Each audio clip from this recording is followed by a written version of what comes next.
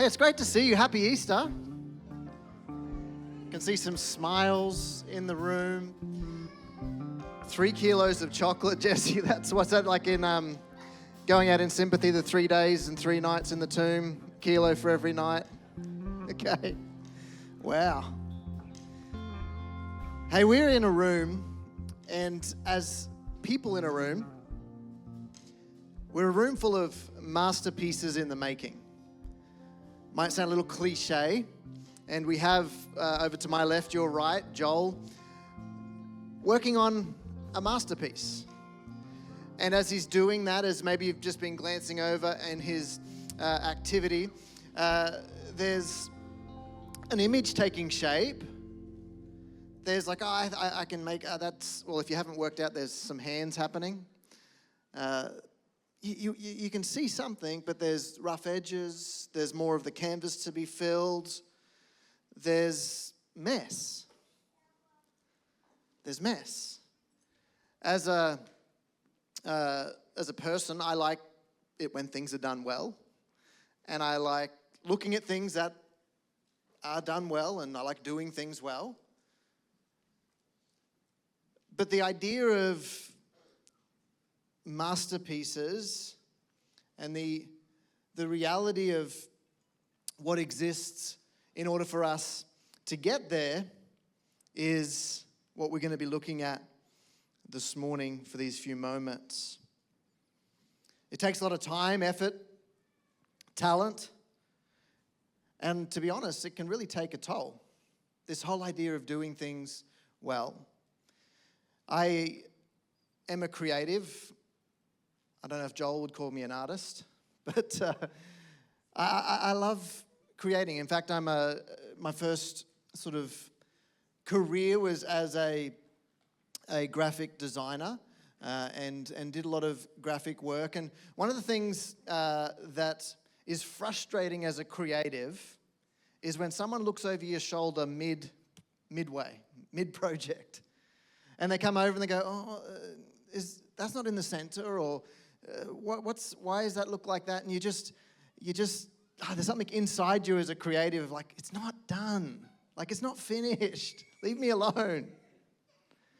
And we look forward to maybe saying these words, I'm done.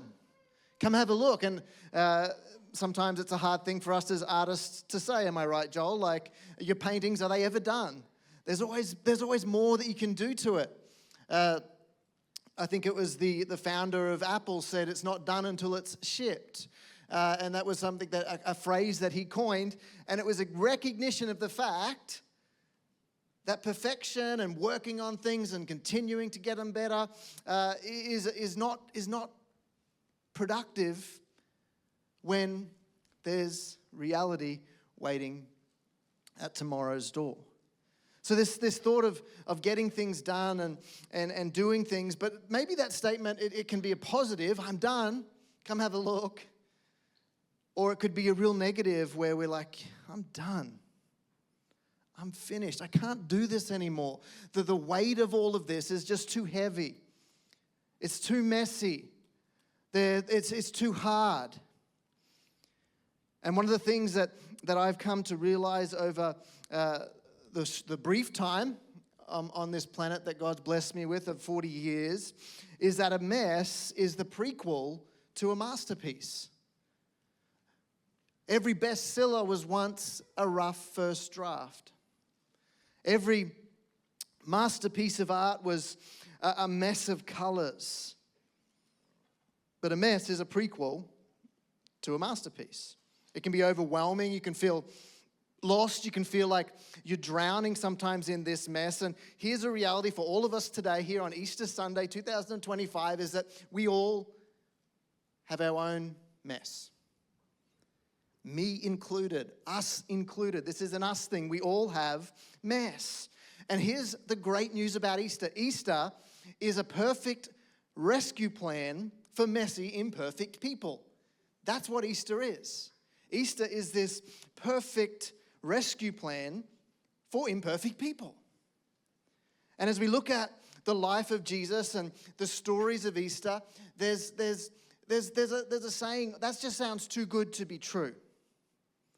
I'm not sure if you've experienced that. Maybe there's an enormous amount of money that's just landed in your bank account for no reason. It's probably too good to be true. You know that statement, it sounds just too good to be true. And as you consider the story of Easter, the story of Jesus, there's, Jesus and shepherds and all of these parts and pieces, and it's just this lovely little story, and the world's rescued. Well, the story of Easter, it's not too good to be true. In fact, there's a lot of mess in the Easter and Jesus story. And it's there for a purpose. It's there to encourage us. It's there to help us. There's mess in his story.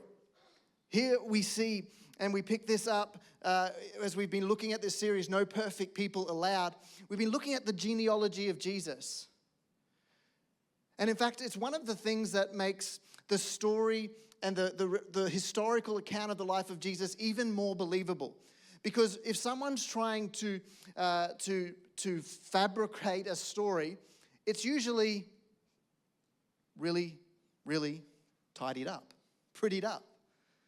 It's too good to be true. But the story of Jesus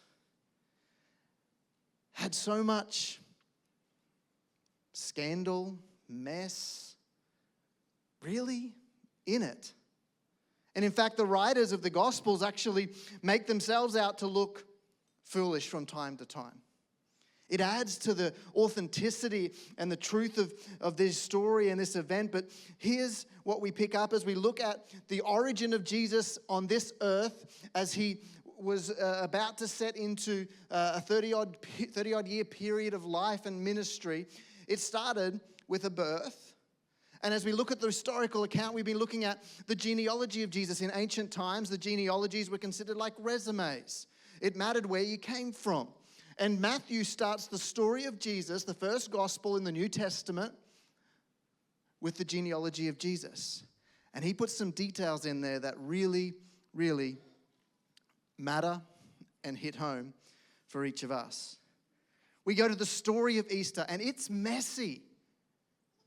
Yes, there's an empty tomb, and we sing some great songs about that, and there's so much hope. It's a story of hope, but Jesus was unfairly convicted. Have you ever experienced, even in today's, there's all of these series that exist around, like I don't even know what happened to the guy, but Making a Murderer years ago. And you watch those and you're like, that's not fair. He shouldn't be in prison, or maybe he should be. I don't know. But you see these things, and when you see injustice, there's something inside you says, that should not be happening. Jesus, a perfect, sinless person, the only one that, to my knowledge, to the knowledge of history, ever existed, is convicted wrongly. And not just convicted wrongly, he's beaten badly. Like injustice at its height. He's beaten badly, and he's more than beaten badly. He's given a death that is intended to cause pain, intended to be humiliating, intended to be messy. And there hangs Jesus, the perfect, sinless Savior of the world, on a cross. There's a lot of mess in this story. And then Jesus' friends, his friends, all take off. They all disappear. In fact, someone that was known as close to Jesus, Peter denies even knowing him. I don't know. I'm not with that guy. I have nothing to do with him. He swears, I've never known this guy. I mean, talk about the absolute rejection and injustice. And here's Jesus in this messy situation. But something that I love about God is he doesn't say whoops. There's certain people you don't want to say whoops. Your surgeon, you don't want your surgeon to say whoops. Your tattoo artist, not someone you want them to be able to spell. You don't want no regrets. You don't want to hear your tattoo artist say whoops. But God, the creator of the universe, he doesn't say whoops. And it's no accident, this genealogy we're about to look at. We pick it up in verse 5 this morning, and it's the genealogy, the line that Jesus walked into. He was born of a virgin, as we know the story, but his father, his pseudo-father on this planet was Joseph, and this is the lineage that led to that point. So we pick it up here in Matthew chapter 1 and verse number 5, and here's what it says. Salmon was the father of Boaz by Rahab. We looked at that last week, and if you haven't been with us through the series, you can look back online. But Rahab, just a quick rehash, Rahab was not a Jew. And this was a covenant for Jewish people. And more than that, she was a prostitute. And she makes her way into this lineage of Jesus and is mentioned in this genealogy. And then Boaz is the father of Obed by Ruth. And Obed, the father of Jesse. And here's where we come to what we're looking at today. Jesse was the father of David, the king. Now, this morning you may be new to the church world or been around church for a long time, but most people internationally know who King David is. King David, the king of Israel. In fact, one of the promises that Jesus made to David was that, or God made to David, was that his name would be forever in history, and it would be known, and it is so much so. But here's King David in the lineage of Jesus. It says David the king was the father of Solomon. And this next line is powerful because why does it need to be in the genealogy of Jesus? Why does Matthew bring attention to it? He was the father of Solomon by her who had been the wife of Uriah.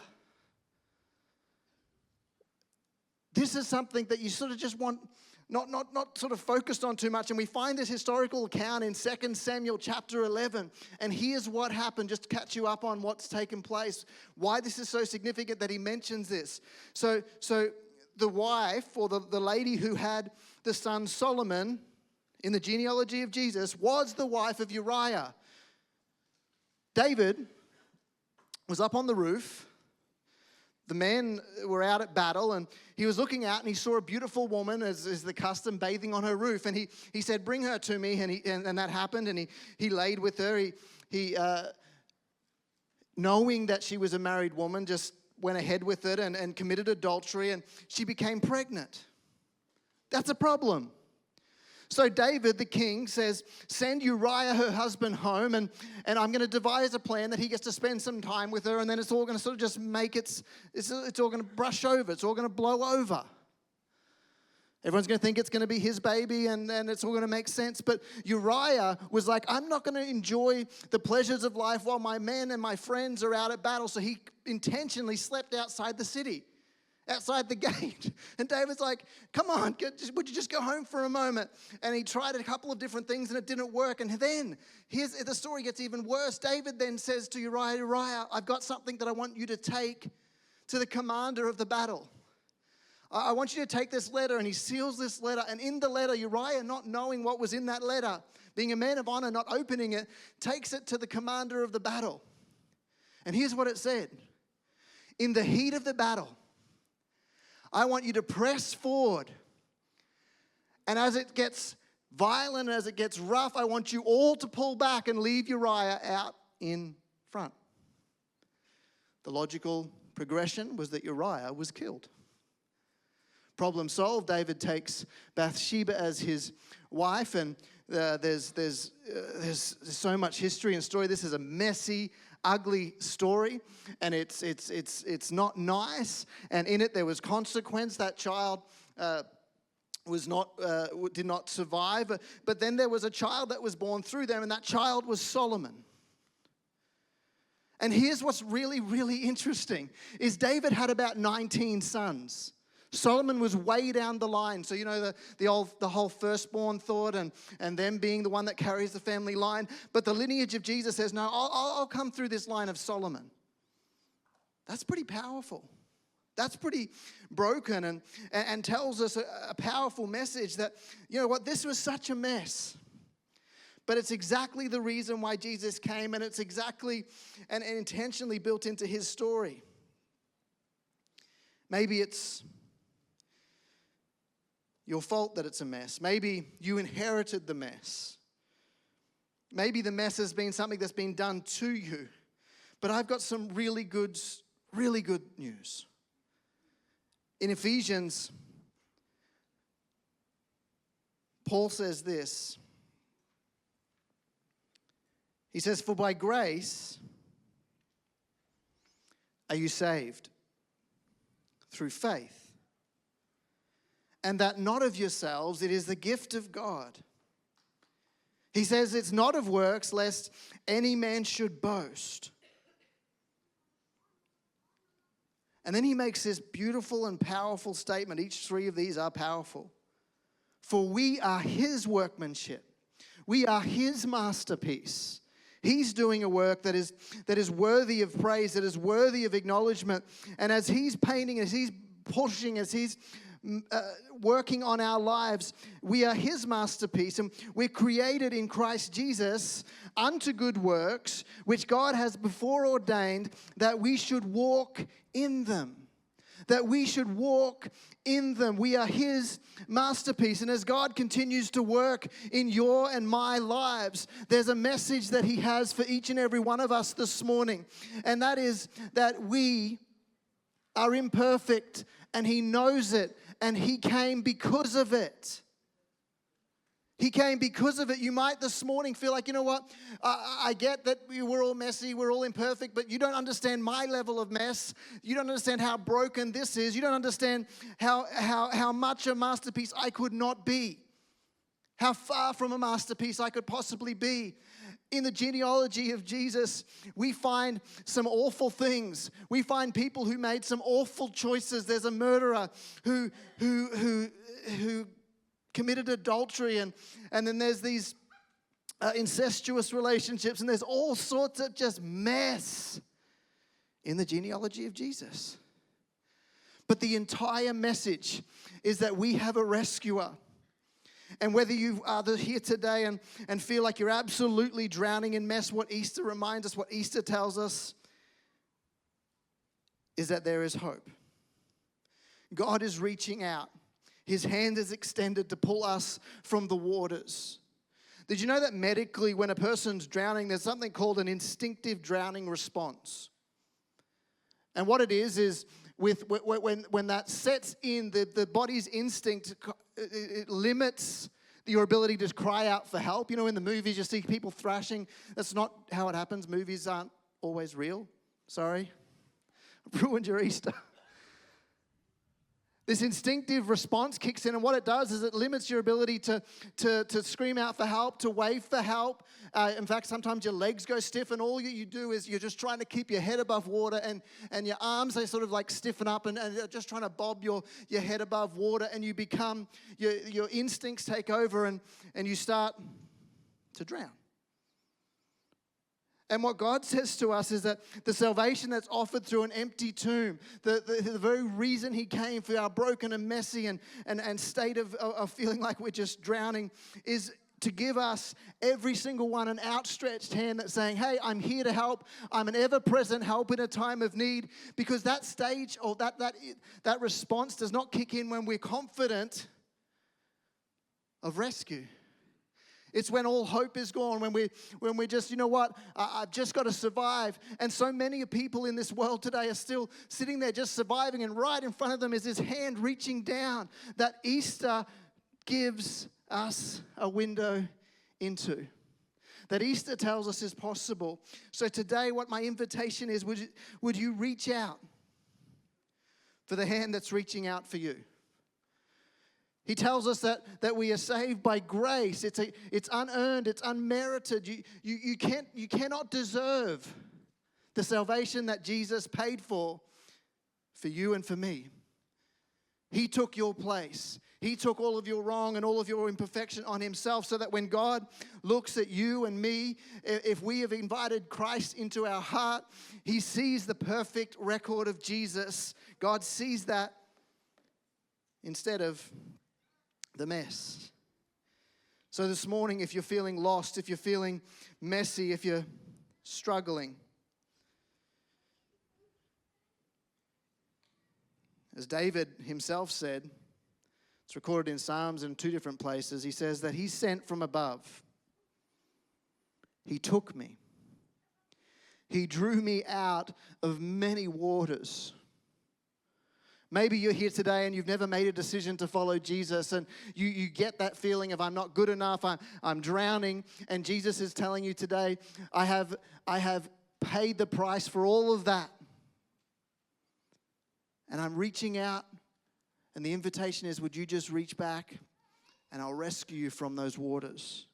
Maybe you're a follower of Jesus and you're just getting tired and you've gone back to my own, I'm just trying to do everything in my own strength and my own power, and still sitting there as a hand of rescue reaching out saying, would you just reach back? No matter how deep, as our musicians come, no matter how deep and rough your waters, no matter how messy your life feels right now, Easter reminds us that rescue is in reach. Rescue is within reach. And today, the hand of the risen Savior, the hand of the risen Christ is extended towards you, and it's extended towards me. And the question is, will you take it and will you hold on?